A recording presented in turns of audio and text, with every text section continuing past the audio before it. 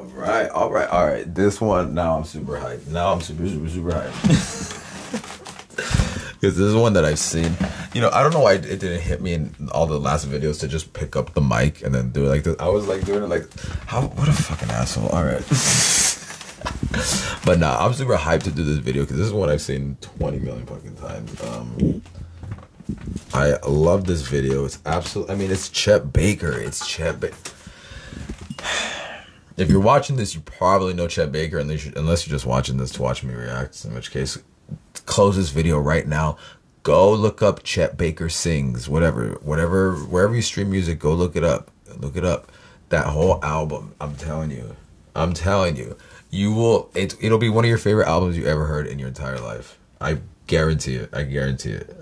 There's no way anybody can. I mean, there is some way because people are assholes, but there's a lot of fucking dumbass people out there. But if you're watching me, nah, then you're fucking down. You know what I'm saying? If you're watching me, then you're cool as fuck. You know what I'm saying? Because you're watching me. You know what I'm saying? And you're watching the shit I'm reacting to. So even though I've really only posted like Taylor and I think Lana reactions, probably some battle reactions, but nah, if you're just into just good shit, no matter what it is, amazing, go stream Chet Baker Sings. You're gonna love it. You're gonna love it. And especially if you're into anything old and beautiful and romantic and just that old love stuff from back in the day, oh, you're gonna love it. It's amazing. And anyway, Chet Baker, I mean, what does it say about Chet Baker? You don't know Chet Baker, just go look him up. That would be the intro, I'd say. It's the easiest way to get into him, but I mean, and he doesn't do a lot of playing on that one, but I mean, he could, I mean, he's one of the best trumpeters of all time. I mean, he's one of the all-time greats, you know what I mean? Go listen to him with fucking, I mean, he came up with Bird, you know what I mean? After Miles left Charlie Parker's band, Miles Davis got famous because he played trumpet with Charlie Parker. He eventually left, started his own band. Charlie Parker needed a new trumpet player to replace Miles. He got Chet Baker. You know what I mean? Then Chet Baker, so much stuff, all this stuff that Chet Baker, the stuff he did with Stan Getz, like all his solo stuff. It's so, and then go watch the documentary. As a matter of fact, go watch Let's Get Lost. Oh my gosh, that movie too. That's one of those ones where it's like, it's kind of like, I didn't even think about it till right this second, but that's also one of the reasons, that's like why I'm doing this channel, you know what I'm saying? Because like, I'm just watching this to watch this, but I'm filming myself. Why? I'm not a YouTuber, I'm not a reactor, that's not the point of this. The point is just to capture this footage, just, I don't know, maybe you can say I'm just fucking too full of myself, but, but like when you watch Exit Through the Gift Shop, which if you haven't seen, go watch it. If you haven't seen it, Mariana, if you haven't seen it, go watch it. Exit Through the Gift Shop is that Banksy documentary from like 2007, where you're seeing it in real time though. Like you're seeing what this crazy shit happening in real time. Same like Genius. If you guys ever seen Genius, like that Kanye doc, like fuck, you're seeing this shit happen in real time. It's insane. But that's how Let's Get Lost is. It's like the final days of Chet Baker in real time because he dies during the, like while they're filming the documentary. It's crazy. Oh, so you see literally his final days and it's insane. It's so fucking great. You have to see Let's Get Lost. It's absolutely ridiculous. But yeah, he gets into the whole story, you know, classic story, right? Which I don't know. I feel like that kind of stories, man, like, not to date myself, man, but like 15 years ago, hearing all those type of stories, I didn't get the right reaction from those stories, right? Because the reaction to the story of Chet Baker being a heroin addict and then fucking getting his fucking teeth knocked out by a drug dealer, and then he fucking couldn't play trumpet because if you know about trumpet, like it's on the way your lips are.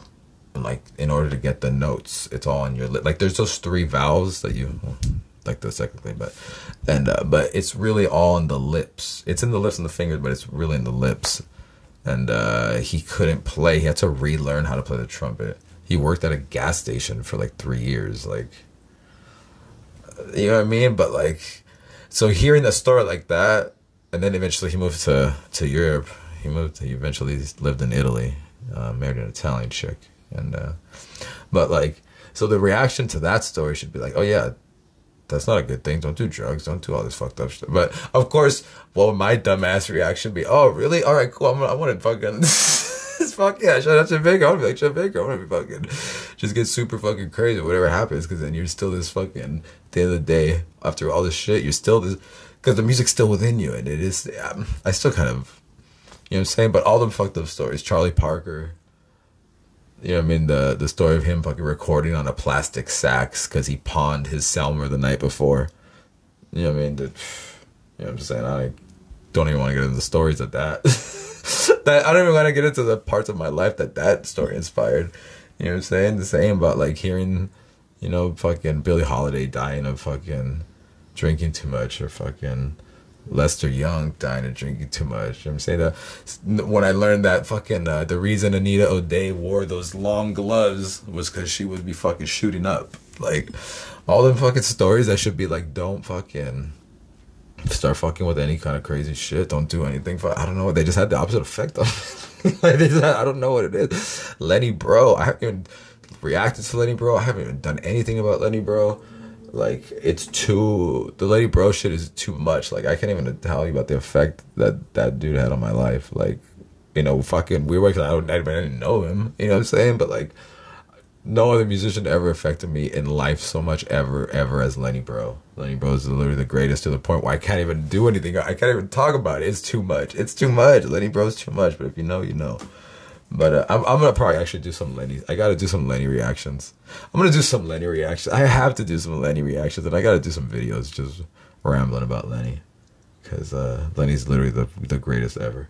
But all the stories of him too, of him pawning his guitars. You know what I'm saying? The Kirk Sand guitar, if you guys even know what I'm even rambling about. But it's a guitar he had custom made, a 7-string, short scale, with a wide, like, classical neck. Lenny Bro played a 7-string, but not with the low A string like Bucky Pizzarelli and like George Van Eps and those dude. He played it with a high A, which I've been playing like that since like for the past 10 years when I got my first 7-string because of Lenny. Like to play in that, I can't even begin to tell you. Like I ripped him off for so many years. Like for so many years, if you would have heard me play, I was just doing a Lenny ripoff. Like. Even to this day, there's still certain things that I still, you know what I mean, I just can't get away from. The harmonics, obviously, but whatever. I don't want to ramble about Lenny.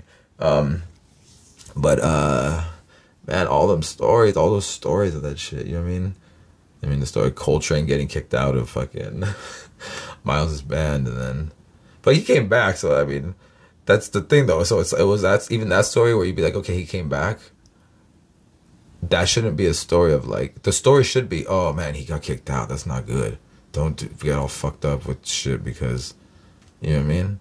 But of course, me, it's like, oh, cool. So you could get fucked up and be all crazy. And then as long as you just come back and you're cool, then it's fine. Oh man. You know what I mean? I can't even tell all those stories of all those fucking old fools really like, because that's already how I was anyway, though. Like, to be honest, it's not like those stories made me like that. I'm just already like that. So those stories just made me identify more with these people. You know what I mean? It made me connect more to these people who were dead long before I ever heard of them, before I was even born. You know what I mean? But feeling that connection, like these are the same type of people. And not only that, but then the connection to the music itself. You know what I mean? And the dedication to the musicianship itself, you know what I mean? And so, man, the story, the Charlie Parker story with Miles, where it's, it's like, all right, so here's the story. So they're in New York, right? And anybody who's into jazz, you've heard this story before, if you're like into jazz stories. So they just finished playing, whatever club they just finished playing, right? And they get in a cab. It's fucking, it's Bird, it's Miles, or Charlie Parker. If you guys, I don't know. Yeah. Just on the off chance you guys don't know, Charlie Parker, one of probably the top 3 jazz greats of all time, in my opinion at least. You have to go Louis Armstrong, Miles, and Bird, right? Charlie Parker. So it's Bird and Miles, and And but Charlie Parker picked up he got some chick after the gig, right? That's you know what I mean, as it always happens, right? So he gets some. They get in the fucking. But they had some food. They got food first. So fucking they get in the back of the cab, and fucking Charlie Parker had some fucking fried chicken, and the bitch, she just fucking starts sucking his fucking dick, right? And they're all in the back. And Bird is eating the chicken, and Miles looks over all disgusted, and he's like, "Hey, Bird, man, come on, man." Yeah, I'm trying to do my Miles impression. I don't know, it was horrendous, but if you guys never heard Miles talk, go watch a Miles interview. Go listen to Miles. Miles is the greatest.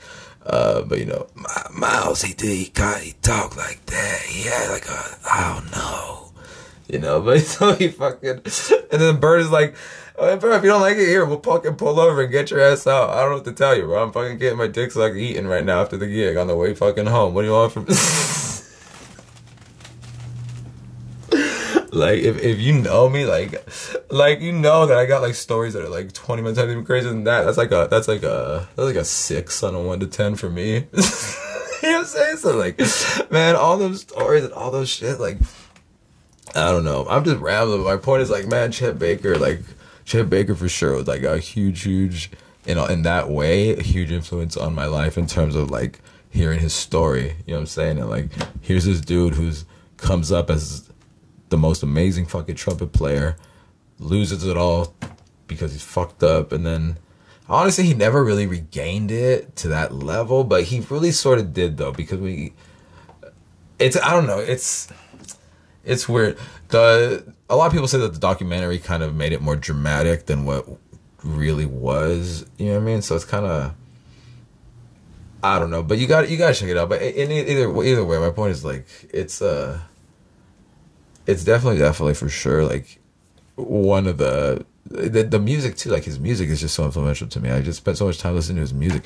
He's one of the most melodic in terms of what people call melodic, meaning like usually when people play very fast, people don't call that melodic playing, even though it really is. It's a melody. You have to sing it very fast. So you know what I'm saying. And maybe most people can't hear melodies that fast. But it is a melody, so I don't want to say there's that. I think all playing is melodic playing, but when people say melodic, they usually mean like slower, singable, easy to sing, not so super fast melodies, basically. And Chet Baker's the king of that. I mean, you could debate him and Miles, and you could debate it's, you know, the influence that Miles had on him, which he admitted. But you know, because Miles, of course, could also be possibly the king of that too, of that style, which is very ba ba ba ba ba ba ba ba ba. You know, I mean, that whole whatever whatever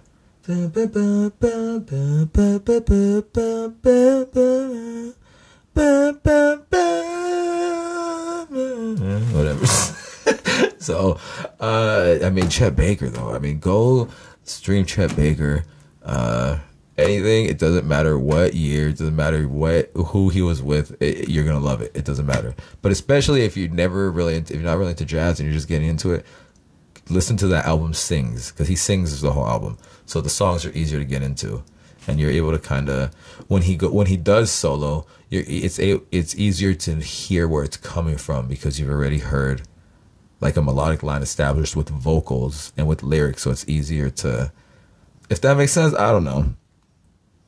Anybody that I've ever gotten into jazz who wasn't into it, it was through vocal albums. That one, any of the Louis Armstrong and Ella Fitzgerald albums. Oh my god, anything from Anita O'Day. Go stream Anita O'Day. Anita O'Day is man.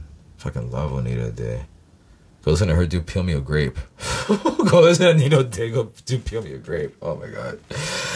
Anyway, let's get into this. Anyway, Chet Baker, rest in peace, Chet Baker. Man, I gotta finish this last story. I'll tell this last story. I remember one time I saw all right. So I'm in fucking Amsterdam, right? And so you go to Amsterdam and you walk around, and there's shops with just like mushroom signs, and you walk in and they just sell shrooms right there, right? Technically now they sell truffles. They're not actual dried shrooms. Although I did find like a shop. I don't know, not gonna say where, but like who gives a shit? Why would I not say where? What the fuck? But I don't remember where. It's really the reason why. I don't remember what the cross. It was where the Blumenmarkt was. The flower market, the Blumenmarkt. But right there, I found a spot that actually had dried ones. But every other shop, they just had truffles, not the actual mushrooms themselves, but they were psilocybin truffles. And they're fresh, so the bad thing is you have to eat 3 times as much. So if you want to eat like an eighth's worth, you really have to eat 15 grams of these, and they taste fucking just as bad as fucking regular regular shrooms. They taste horrendous. So anyway, but you buy them anyway, and you walk in, and they have them by the strength. Like, you want the 10x, the 20x, the 30. Well, give me the fucking highest one. No shit, right? So just have them in my pocket, just fucking, you're just popping it like candy, right? Just walking around. And, but you do that in the morning, and you just walk around the fucking city, just fucking, you know what I mean? Going to fucking Vonda Park and just walking around, you know what I mean? Fucking like the old, where the red light district is. But the red light district, if you walk around it in the day, it's fucking beautiful. Like, at night, yeah, it's great too. But in the daytime, it's really fucking pretty. And, anyway, just walking around the whole thing. Went to the fucking Jordan, whatever. Fucking, this is, all of a sudden I'm tripping hard. And I'm like, all right, I gotta go back to, that I was staying in Utrecht, which is like a city, maybe like 30 minutes outside of Amsterdam, maybe, like if you take the train. So I'm walking back to the fucking central station, and I'm walking by, and all of a sudden I fucking see a Chet Baker plaque. And remember, I'm fucking tripping. And I see a Chet Baker plaque. I'm like, what the fuck, Chet Baker? And I, he died in Amsterdam, right? So I read the plaque, and it's like, this is the fucking spot where he died. I'm like, no way. So I'm fucking just like, man, I can't even tell. Especially because I didn't expect to come across it, and I was already tripping when I came across it. You know what I'm saying? So it's like, that was great. That really was like, because it's debated whether he killed himself, he died on accident, or he was murdered. Most people think that it was an accident, that he was fucked up, and that he was smoking with the window open, leaning out the window, got fucked up, and then just fell out and died. He fucking, for like 4 stories, and just, rest in peace, Chet Baker. Some people think he might have killed himself, and some people think he might have been pushed or murdered. So, who the fuck knows? But at the end of the day, rest in peace, Chet Baker. But man, it would just fuck me up so much, because I'm saying, my point to bring this all home is the amount of time that I've spent listening to his music, the amount of connection that, you hear someone's music so much and over. It's not a connection to them, but it's to the music. But sort of to them by proxy, but just in ways of them, in terms of the music, not in terms of some weirdo stalker shit. Like, oh, I know you, you're my friend. Not some weirdo shit like that. You know what I'm saying? But just in terms of like, you're just such a fan of the music. You know what I'm saying? So then like, so much, and like I said, hearing the stories from him, of his life, certain stories from his life that I've heard, that it kind of maybe influenced me in a bad way, maybe not necessarily a good way, but, and then just to be tripping, and all of a sudden you're just walking, I was like, no fucking way. I was listening to Lester Young and the Oscar Peterson Trio. Go listen to that album too. That album's amazing. I remember I was listening to that when I got to there, and I was like, no fucking, oh man. I just stood there for like 10 minutes like a fucking asshole, just staring at it, like, and then I'm tripping, so everything's kind of everything's like doing the breathing thing. If you don't know, everything starts breathing when you're on shrooms. But it was fucking, man, that fucked me up. I don't know why, it threw me off so much, especially I think I was tripping, so it just threw me off so much. Like, it was really crazy. But anyway, my point is, rest in peace to the good Chet Baker, and go fucking stream anything from him. Go listen to, he did this right here, he's gonna sing, but when he recorded Almost Blue, he did an instrumental version. It's like this was written by Elvis Costello. Let's just get into it. This is a lot of talking. Let's just get into it. And we've come to that time in the evening when there's not much time left. The tune is called Almost Blue, and we'd appreciate it if you could kind of try to be quiet, because it's that kind of tune, you know.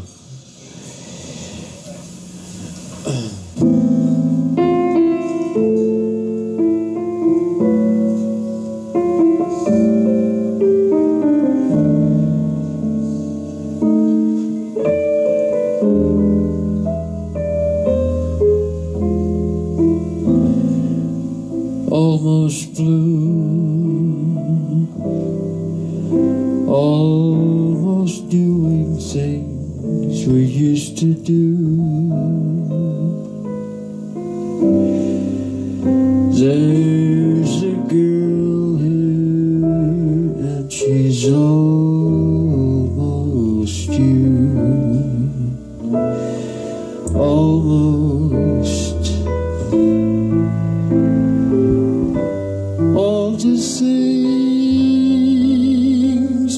you promised with your eyes, I see in hers too. Now your eyes are red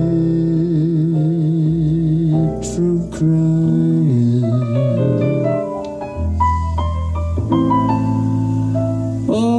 Almost blue.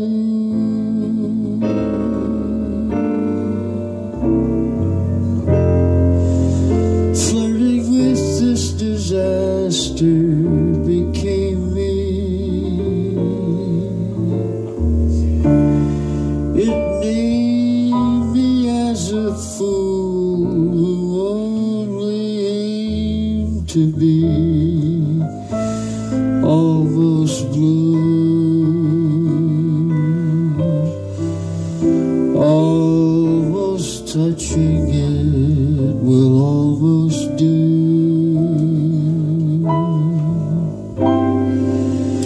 There's a part of me that's always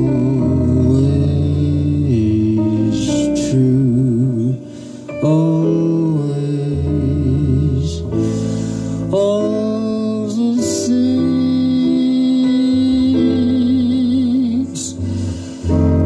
that you promised with your eyes, I see in hers too.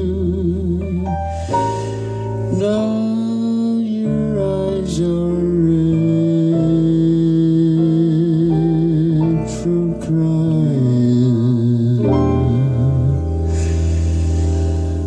Almost you.